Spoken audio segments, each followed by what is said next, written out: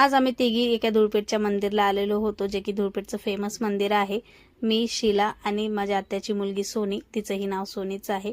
तर इकडे आम्हाला जेव्हा पण ती गावाकडून येते ना, तेव्हा एक ना एक वेळेस आम्ही इथं जाऊनच येत असतो। तसं 2-3 वर्षापासून तिचे लेकरं लहान होते म्हणून आम्ही काही गेलेलो नव्हतो, म्हणून म्हणलं आज जाऊन येऊया। तर सर्वात आधी इथं देवाचे दर्शन घेतले, जे की खाली छोटंसं मारुतीचं मूर्ती आहे, खाली धोंड्यांमध्ये आहे आणि ते तसंच ठेवून तसंच वरी बांधकाम केलेलं आहे।